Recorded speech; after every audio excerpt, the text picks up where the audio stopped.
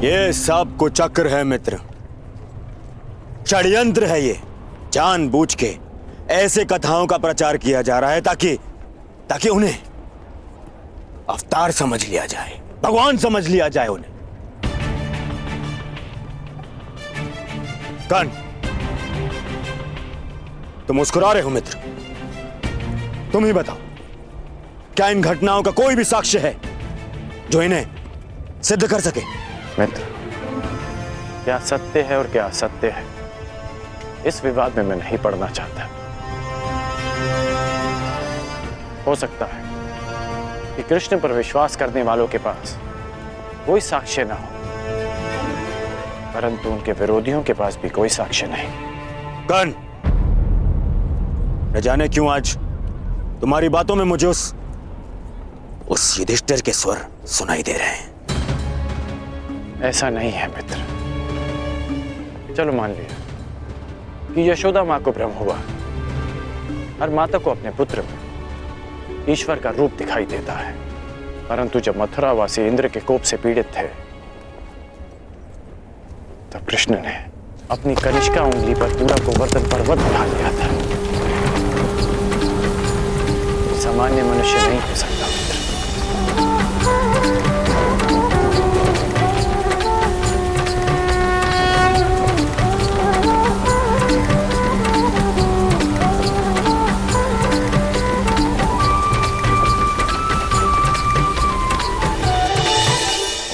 मर्दन,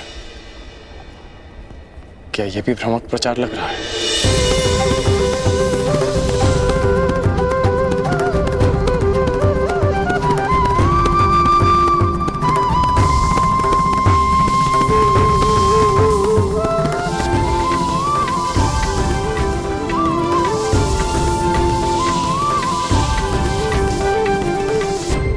और कालिया मर्दन, क्या वो भी एक असत्य प्रचार था मित्र?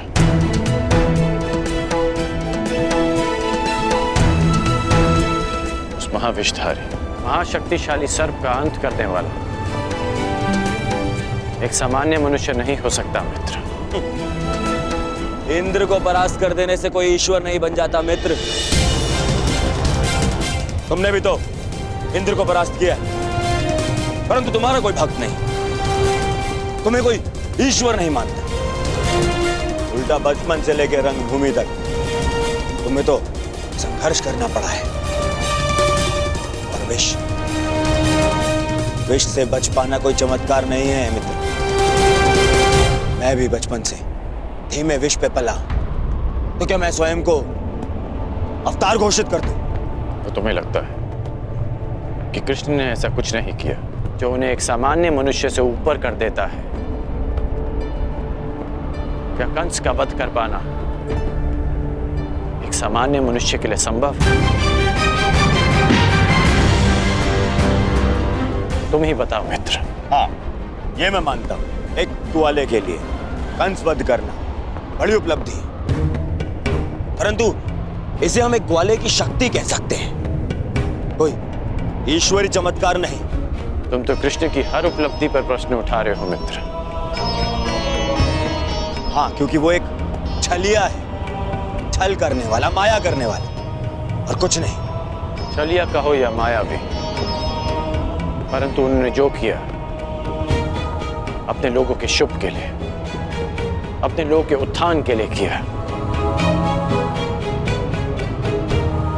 मेरी तो बचपन की इच्छा थी कि मेरी उनसे भेंट हो।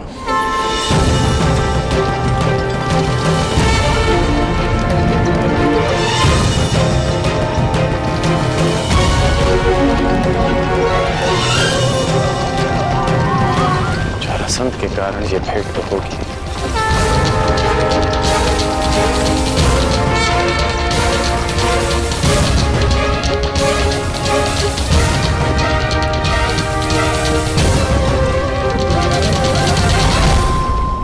परंतु युद्ध क्षेत्र में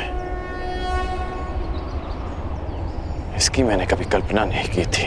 मित्र, मत भूलो कि तुम्हें अपने वचन के लिए उस कृष्ण से युद्ध करना है, और अपने शत्रु से इतना प्रभावित होना विजय का लक्षण नहीं है। वो मायावी है, तुम्हारे भ्रम को तुम्हारे विरुद्ध अस्त्र बनाकर तुम्हें पराजित कर सकता है।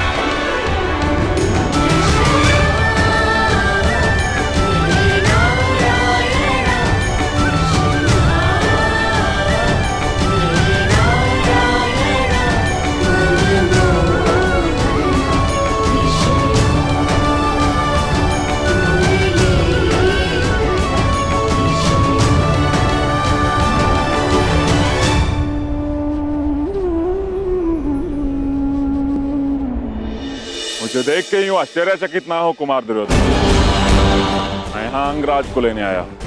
परंतु अभी अभी आपका दूत कर्ण को अपने साथ में लेकर गया। परंतु मैंने तो कोई दूत नहीं भेजा। फिर वो कौन था जो कर्ण को ले गया?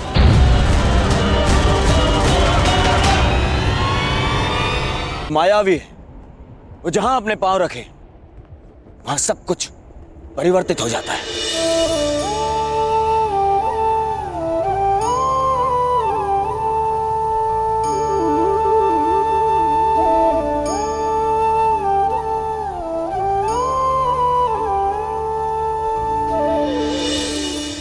वो कब, कहां, किसके पास किस रूप में पहुंच जाए, यह अनुमान लगाना कठिन है मित्र। तुम्हें उसकी माया से सावधान रहना होगा।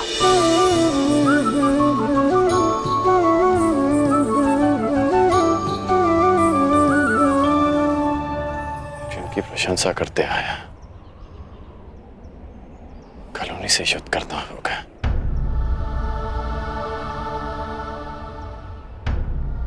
समझ नहीं आता कि क्या करूं। कर्म मनुष्य के मार्ग चुनने से निश्चित होता है अंगराज।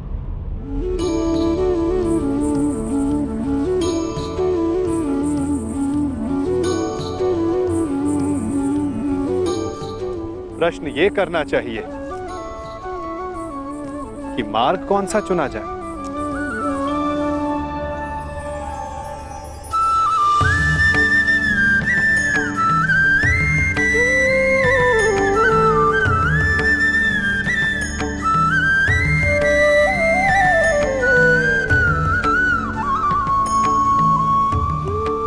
क्योंकि लक्ष्य उत्तम होने पर भी यदि मार्ग अनुचित हो तो लक्ष्य प्राप्ति असंभव है।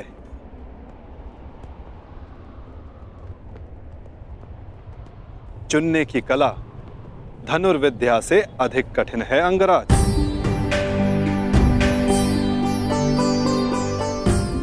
जैसे एक महान योद्धा उचित मार्ग नहीं चुनता तो अनुचित मार्ग उसे चुन लेता है और महान से सामान्य बना देता है। इसीलिए युद्ध, मित्र और शत्रु चुनने में सावधान रहना चाहिए। दो मित्रों के वार्तालाप में विघ्न डालने वाले तुम हो कौन?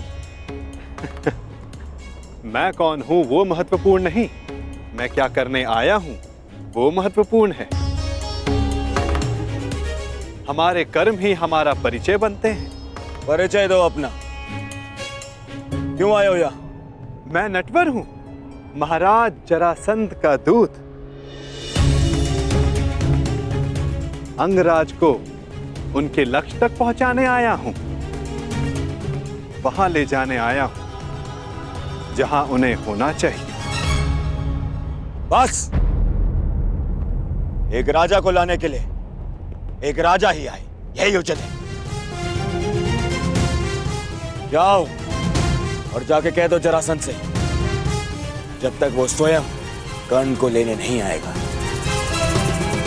अंगराज कर्ण कहीं नहीं जाएगा। एक राजा को लाने के लिए जरासंध ने दूत भेजा।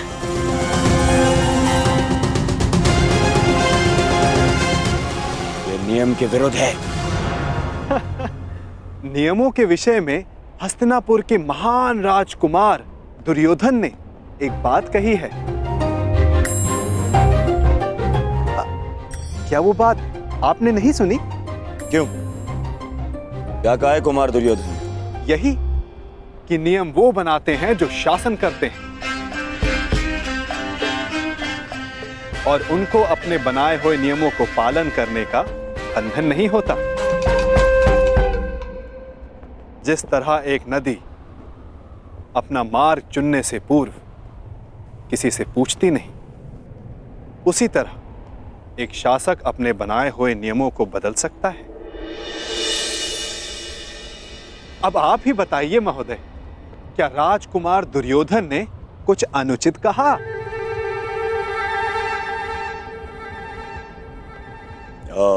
नहीं नहीं, कदापि नहीं।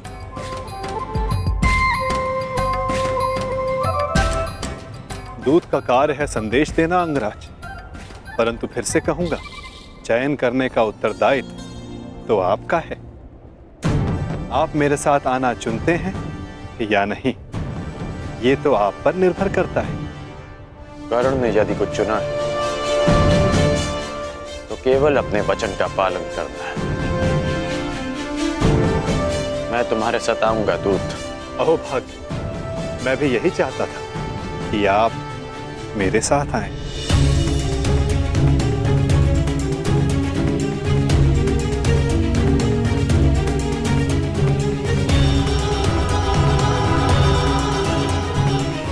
जाओ मित्र, मुझे भी हस्तिनापुर जाना है एक आवश्यक कार्य के लिए। एक उक्ति आपके लिए भी है राजकुमार। ईर्ष्या की अग्नि सबसे पहले ईर्ष्यालु को जलाती है।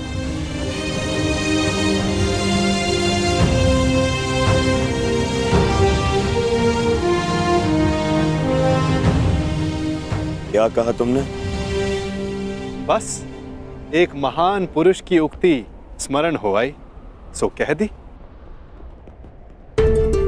वैसे ये उक्ति राजकुमार दुर्योधन की नहीं है, पर हां, है उन्हीं के लिए।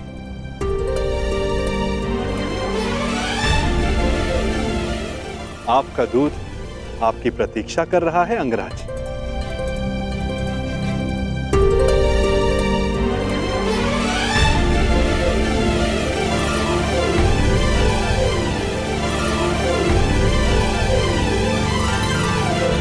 मुझे देख के यूं आश्चर्यचकित ना हो कुमार दुर्योधन, मैं यहाँ अंगराज को लेने आया हूँ। परंतु अभी अभी आपका दूत कर्ण को अपने साथ में लेकर गया। परंतु मैंने तो कोई दूत नहीं भेजा। फिर वो कौन था जो कर्ण को ले गया?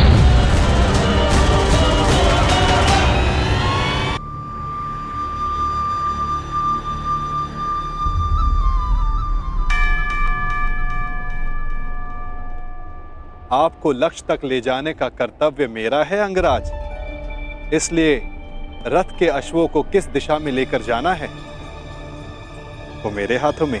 मैं अपना रथ स्वयं चलाना जानता हूं। जानता हूं, परंतु आज आपका सारथी बनने का अधिकार मेरा है। हां, अगली बार मैं ऐसा कर पाऊंगा या नहीं, ये निर्णय तो आपका कर्म और आपका चुनाव करेगा अंगराज।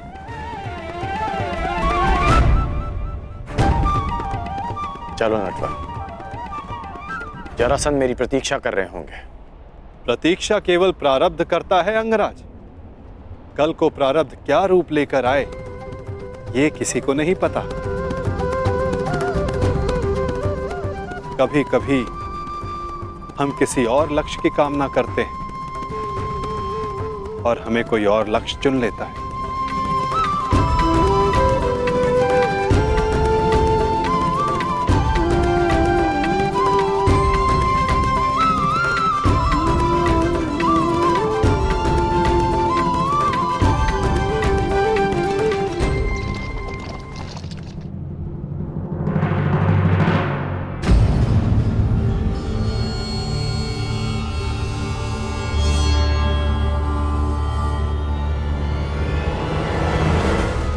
मुझे देख के यूं आश्चर्यचकित ना हो कुमार दुर्योधन। मैं यहां अंगराज को लेने आया।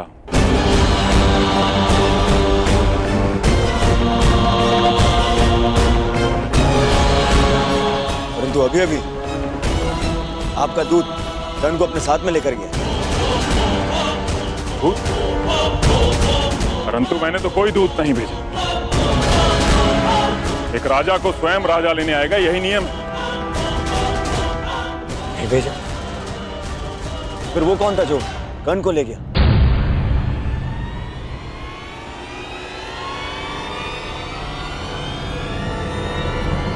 समझ गया,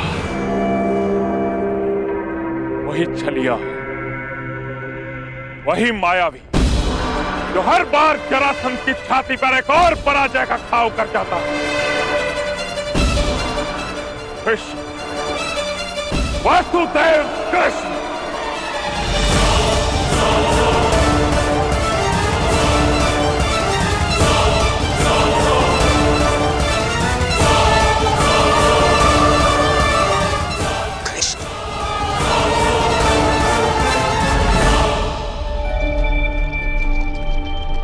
बहुत अच्छी बात कही तुमने कि यदि उचित मार्ग ना चुनो तो अनुचित मार्ग हमें चुन लेता है। किसने कही हैं ये पंक्तियां? अंगराज प्यासा नदी का मीठा पानी पीता है, उसके उद्गम की खोज नहीं करता। भूखा मीठा फल खाता है, वो फल किस पेड़ पर था उस पर शोध नहीं करता। ठीक उसी प्रकार किसने क्या कहा है वो महत्वपूर्ण नहीं, महत्वपूर्ण कुछ है तो ये कि कही गई बात समझ में आई या नहीं।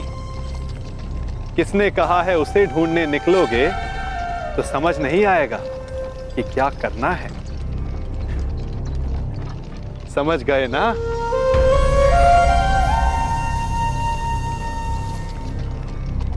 इतना अवश्य समझ गया कि तुम कोई भी बात सीधी तरीके से नहीं करते। दूत हूं, मार्गदर्शक हूं, और जीवन का मार्ग कभी सीधा नहीं चलता।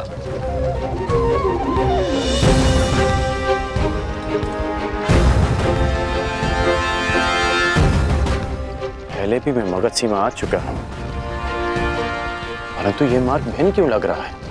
निसंदेह आपकी यात्रा इस युग की सबसे रोचक यात्रा होगी अंगराज। इसीलिए इस यात्रा में आपका सहयात्री बनना चुना है मैंने।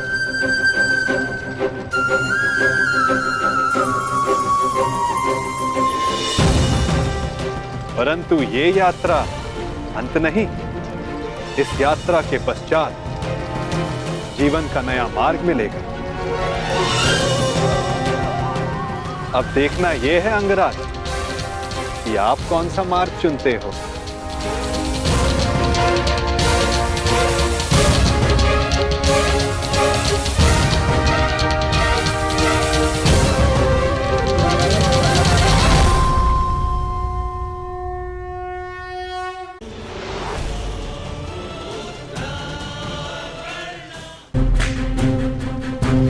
पहले भी मैं मगध सीमा पर आ चुका हूं, परंतु ये मार्ग थोड़ा भिन्न लग रहा है। सीमांत का मार्ग निश्चित नहीं होता अंगराज। निश्चित तो उचित अनुचित होता है, अर्थात उचित दिशा निश्चित करना ही सत्य है।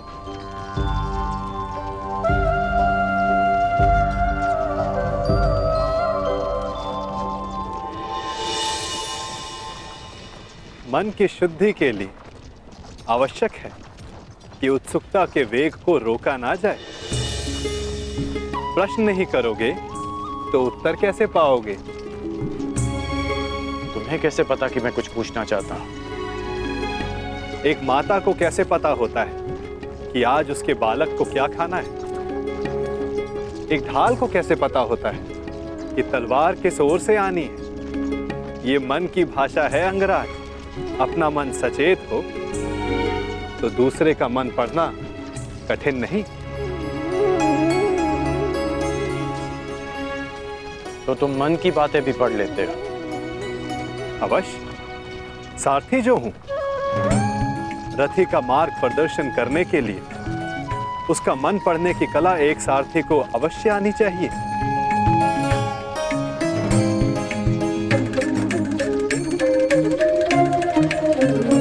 वैसे युद्ध करने में बहुत कुशल होना अंगराज? ये क्यों पूछा तुमने? ऐसे ही जो वासुदेव से युद्ध करने को उपस्थित हो उसका युद्ध कौशल तो विलक्षण होना चाहिए।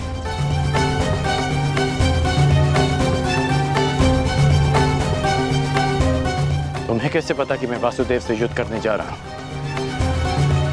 जरासंध ने बताया? नहीं। तो फिर किसने? आपको स्मरण नहीं अंगराज? मैंने अभी कहा था, अगर सारथी का मन सचेत हो तो योद्धा का मन पढ़ना कठिन नहीं।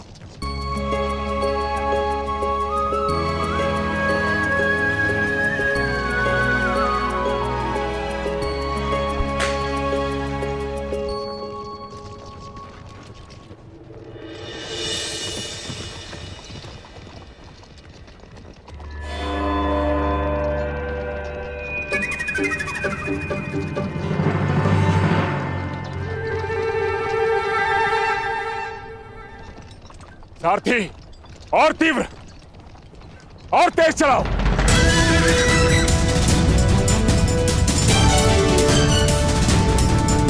हो रहा, और तीव्र।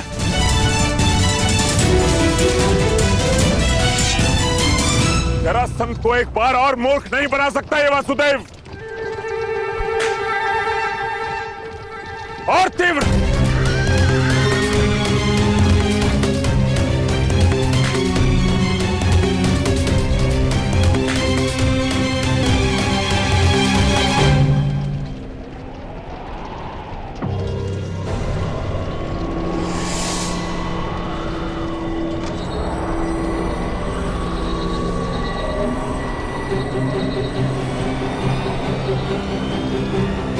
कहां गया ये छलिया?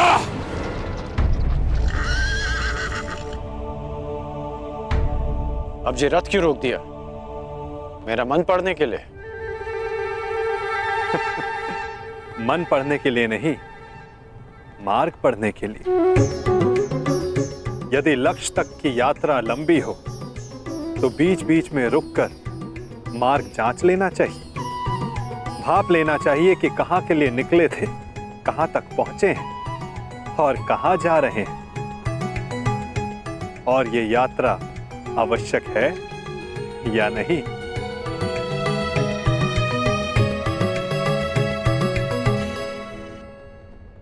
सारथी, रोको रथ, रथ रोको।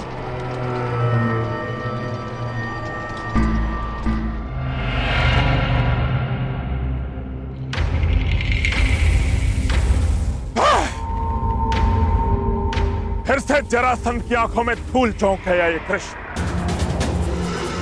परंतु ये जरासंध भी हार नहीं मानेगा। चलो सारथी।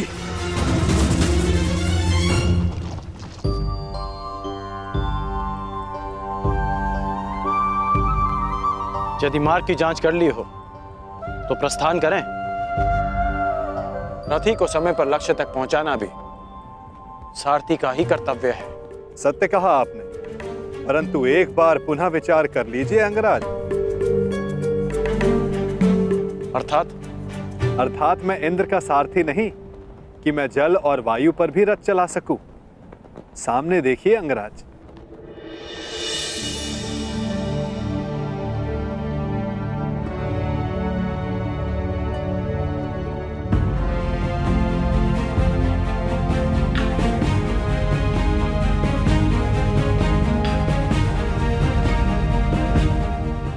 नदी कैसे आ गई?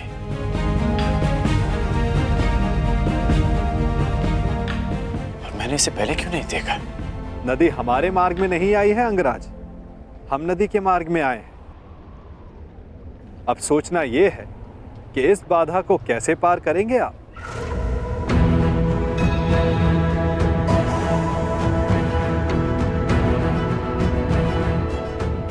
इस प्रश्न का मेरे पास क्या उत्तर हो सकता है? क्योंकि महारथी आप हैं, महान धनुधर हैं, दिव्य अस्त्रधारी हैं। सुना है आपके पास अग्निबाण भी है। क्यों ना एक अग्निबाण का संधान कर इस नदी को सुखा दें, ताकि हमें आगे बढ़ने का मार्ग मिल सके।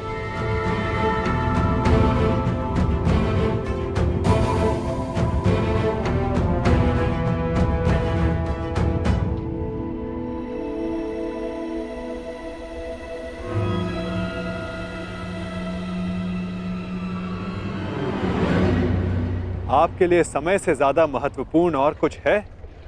दुर्गम मार्गों में रथी का कर्तव्य बनता है कि वो अपने सारथी की सहायता करे।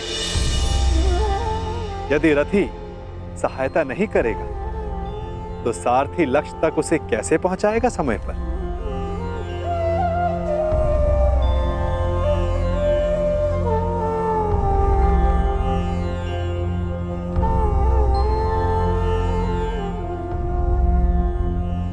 यदि लक्ष्य तक की यात्रा लंबी हो तो बीच बीच में रुककर मार्ग जांच लेना चाहिए।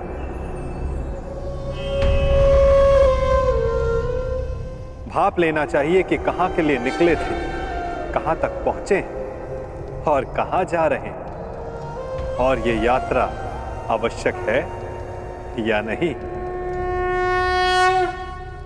नहीं, कोई विवाह उत्सव नहीं मनाया जाएगा दुशासन।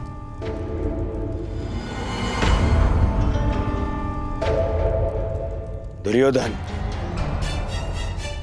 तब उत्सव मनाएगा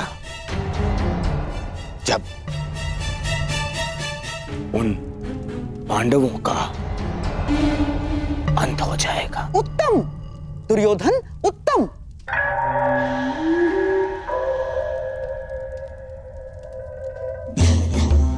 जो अपने लक्ष्य तक पहुंचने से पहले उत्सव नहीं मनाते, वो शीघ्र ही लक्ष्य साधते हैं। और तुम्हें उत्सव मनाने के लिए अधिक प्रतीक्षा नहीं करनी होगी।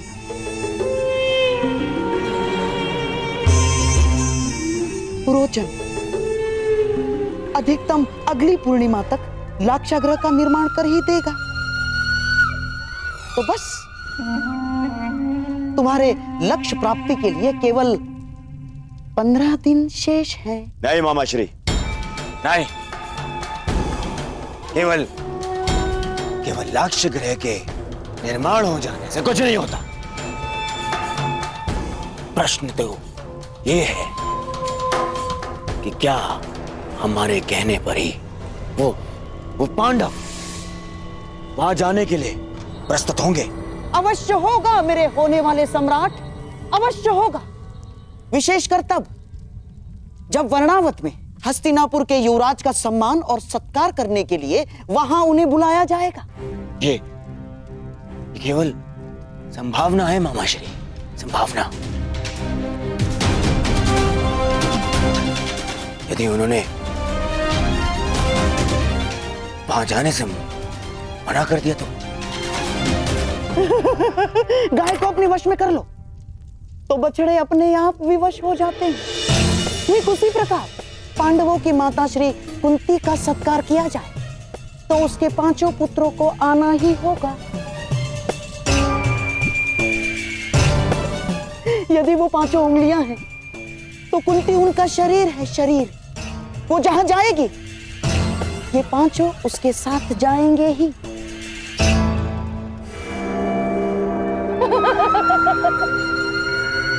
परंतु मामाश्री, वो लाक्षागृह है, तो क्या इसका अर्थ पांडवों के साथ साथ माता कुंती को भी? अति उत्तम दुशासन, अति उत्तम। तुम्हारे मन में अचानक से दया जाग गई, मैं तो बड़ा प्रसन्न हुआ अपने भांजे की मानवता से।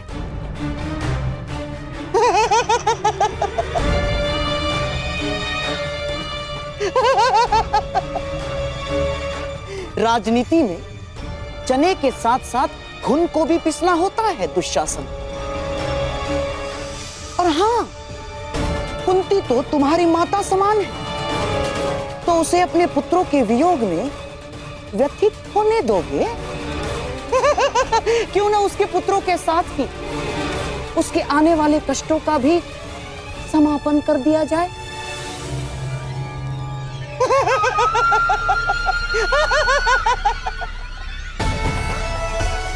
तुम्हारे भ्राता को सिंहासन तक पहुंचने के लिए कई शवों पर पांव रखने होंगे दुशासन, रखने ही होंगे। तो यदि 5 के स्थान पर 6 हो जाए तो उसमें अंतर क्या होगा दुशासन?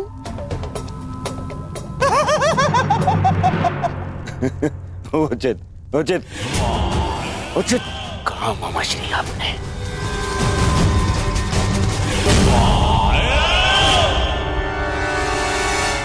उचित कहा। ये उचित नहीं है। क्या उचित नहीं है अंगराज?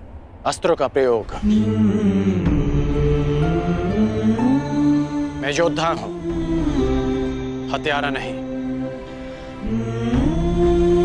यदि इस धारा को सुखा डाला तो इस जल के जीव जंतु मारे जाएंगे और निर्दोषों का वध मुझे स्वीकार नहीं। और अभी तुमने कहा कि ये नदी हमारे मार्ग में नहीं, हम नदी के मार्ग में आए हैं, तो नदी को सुखा देना उचित नहीं होगा। अति उत्तम। आशा है भविष्य में भी आपको ये बात स्मरण रहेगी अंगराज। मेरा तात्पर्य यह है कि अब हम रास्ता बनाएंगे कैसे? इस नदी को पार करना ही पड़ेगा अगर हमें समय पर पहुंचना है। आगे चलकर देखते हैं, कहीं तो जल स्तर कम होगा जहां से हमारे अश्व और रथ निकल सके। प्रस्थान करो। ठीक है, चलते हैं।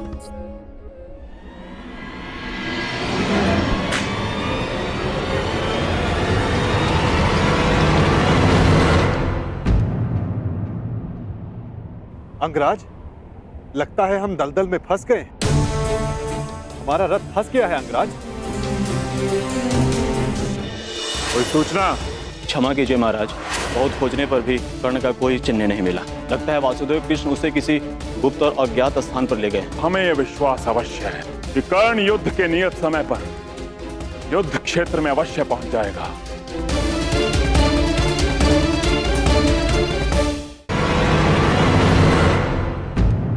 अंगराज, लगता है हम दलदल में फंस गए।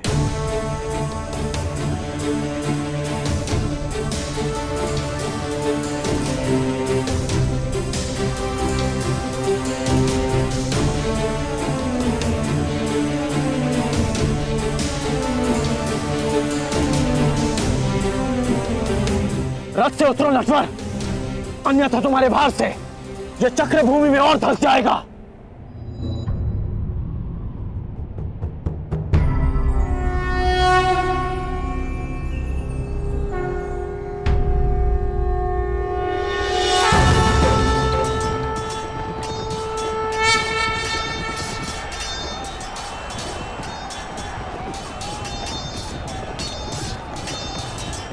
धनुष उठाओ पार्थ, संधान करो।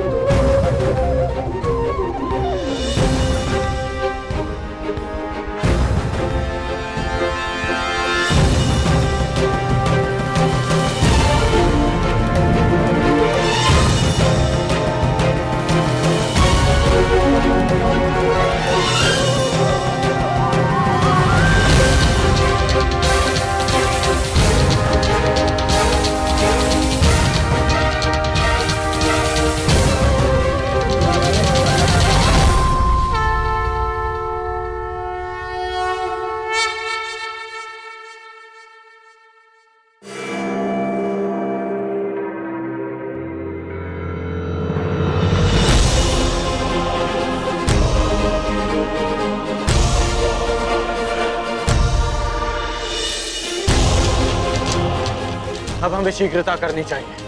वर्तमान के कर्म भविष्य में फलदायी होते हैं अंगराज। कोई ऐसा कार्य मत करना कि भविष्य पीड़ादायी हो। तुम कभी कोई सीधी बात क्यों नहीं करते? सीधा ही कह रहा हूं अंगराज। आपका भविष्य युद्ध है और युद्ध पर समय पर पहुंचने के लिए नदी सुखाने के अतिरिक्त आपके पास कोई और मार्ग है?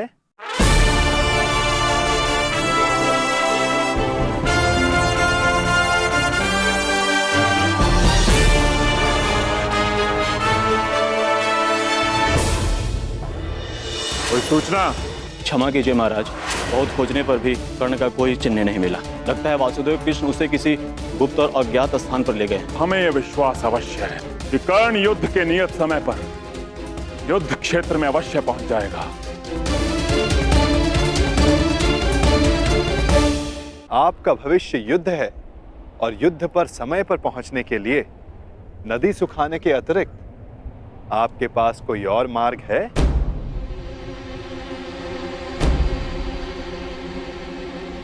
मार्ग है।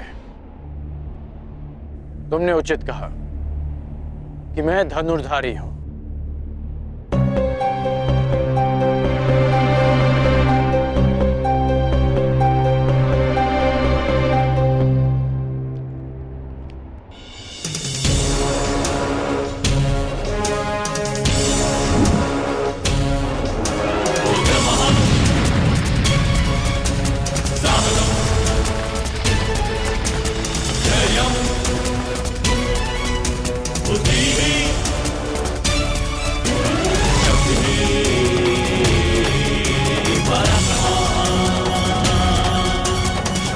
अब आगे बढ़ें।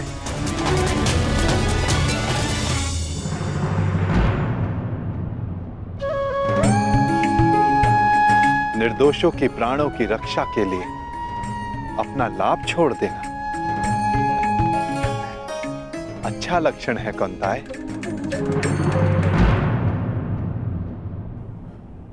कोई सूचना? क्षमा कीजिए महाराज, गुप्तचरों के दल हर दिशा से लौट आए। बहुत खोजने पर भी कर्ण का कोई चिन्ह नहीं मिला। लगता है वासुदेव कृष्ण उसे किसी गुप्त और अज्ञात स्थान पर ले गए।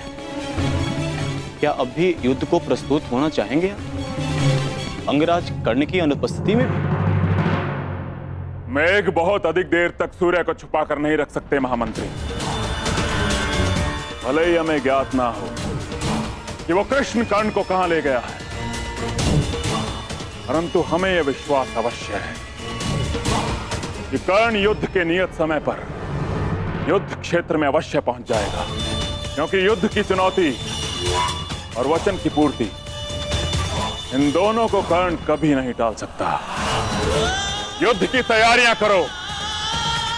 कल सूर्योदय होते ही जरासंध कृष्ण का दलन करने को प्रण करेगा। मगध नरेश की! मगध नरेश की! मगध नरेश की! मगध नरेश की! मगध नरेश की! मगध नरेश की! मगध नरेश की! मगध नरेश की! मगध नरेश की!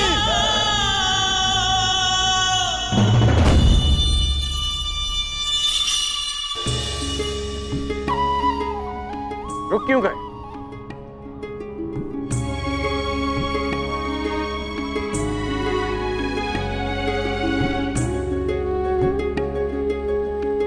अरे रथ से क्यों उतर गए?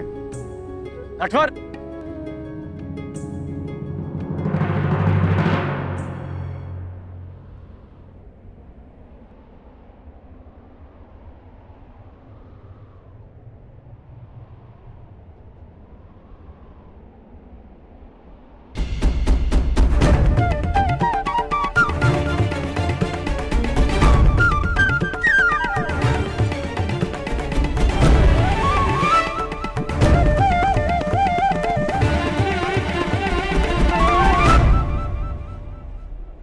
अब क्या हुआ?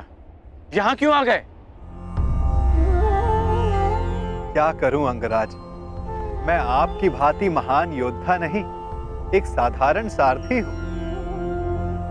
रथ को धकेलने से थकान हो गई है, इसीलिए विश्राम चाहिए। परंतु तुमने ही कहा था कि इस समय सबसे अधिक महत्वपूर्ण है। हाँ, पर समय भी समय समय पर विश्राम लेता है। हृदय के 2 स्पंदों में विराम होता है, श्वास के प्रवास में विराम होता है, वर्षा के बूंदों के मध्य विराम होता है। इसीलिए मैं भी अल्प विराम ले रहा हूं।